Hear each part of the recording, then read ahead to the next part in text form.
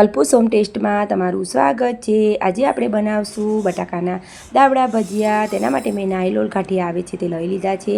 તેમાં સિમ્પલ એવા મસાલા કરીશું, મીઠું, મરચું અને થોડી મેં ખાંડ નાખીને સરસ એવું પીસી લીધું છે। આજે મારે થોડો લાઇટનો પ્રોબ્લેમ છે એટલે વિડીયો થોડો ઝાંખો ઝાંખો આવે છે।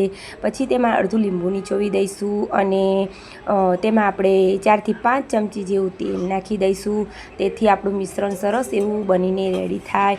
અને સરસ એવું મિક્સ થઈ ગયા પછી આપણે 2 બટાકા લઈ લઈશું અને તેના આ રીતે સ્લાઇસ કરી લઈશું। તમારે એકદમ પતલી પતલી સ્લાઇસ કરી લેવાની।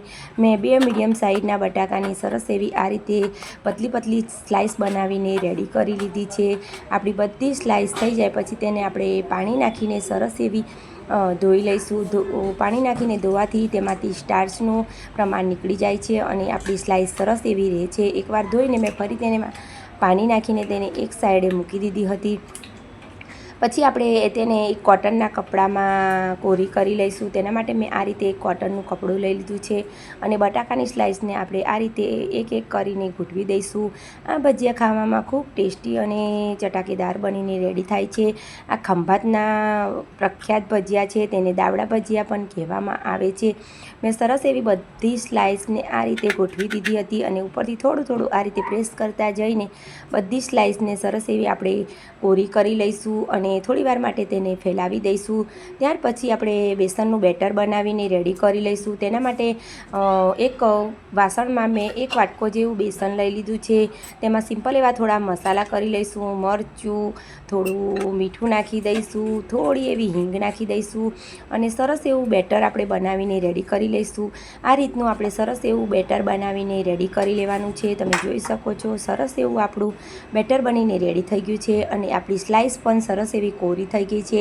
પછી જે મસાલો આપણે બનાવીને રાખ્યો હતો તે ઉપર આ રીતે આપણે નાખી દઈશું અને થોડું થોડું આ રીતે ફેલાવી દઈશું અને બીજી સ્લાઇસને ઉપર આપણે ઢાંકી દઈશું। તમારે આ રીતે પ્રેસ કરતા જઈને ઉપર બીજી બટાકાની સ્લાઇસને સરસ એવી કોટ કરી દેવાની અને પછી તેને એક સાઈડમાં મૂકી દેવાનું। તમે જોઈ શકો છો આ રીતે તમારે બધા સ્લાઇસમાં મસાલા ભરીને રેડી કરી લેવાના। આ રીતે તમે જોઈ શકો છો, પણ મેં બીજી વાર પણ બતાવી દીધું છે। બધી સ્લાઇસ આપણી ભરાઈ ગઈ છે અને બેટરમાં થોડો એવો ખાવાનો સોડા નાખી દઈશું અને એક બાજુ મેં તેલને પણ સરસ એવું ગરમ કરવા માટે મૂકી દીધું છે। બેટરમાં સોડા નાખીને તેને સરસ એવું હલાવી લઈશું અને પછી તેલ ગરમ થાય પછી આપણે જે બટાકામાં મસાલો ભરીને સ્લાઇસ કરીને રાખી હતી તેને આ રીતે આપણે ડીપ કરી લઈશું।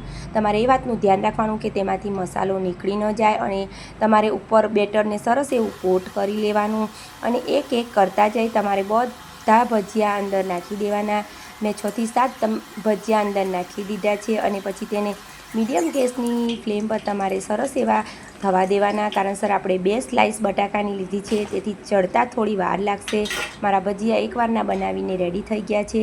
હું ફરી વાર પણ એ રીતે બીજા ભજીયા પણ બનાવીને રેડી કરી લઈશ। આ ભજીયાને ચડતા થોડી વાર લાગે છે, 2 સ્લાઇસને લીધે તમારે સરસ એવા તેને થવા દેવાના, નહીં તો તમારી બટાકાની સ્લાઇસ કાચી રહી જશે। મેં સાથે મરચાં પણ તળી લીધા છે। આપણા મસ્ત મજાના ખંભાતના ફેમસ દાબડા ભજીયા બનીને રેડી થઈ ગયા છે। હું તમને કટ કરીને પણ બતાવું છું, જો સરસ તેમાં મસાલો દેખાય છે અને ખાવામાં પણ ખૂબ સરસ એવી લાગે છે। તમે બેસનની કઢી જોડે કાં તો દહીં જોડે સર્વ કરી શકો છો। મેં આજે તેને દહીં અને ઉપર થોડું મીઠું મરચું નાખી દીધું છે અને સાથે મરચાં પણ તળી લીધા છે। તમને મારી આ રેસીપી ગમતી હોય તો મારી ચેનલને લાઈક કરજો, સબસ્ક્રાઈબ કરજો અને શેર કરજો। તમારો ધન્યવાદ। જય માતાજી। મસ્ત મજાના આપણા ખંભાતના દાબડા ભજીયા બનીને રેડી થઈ ગયા છે।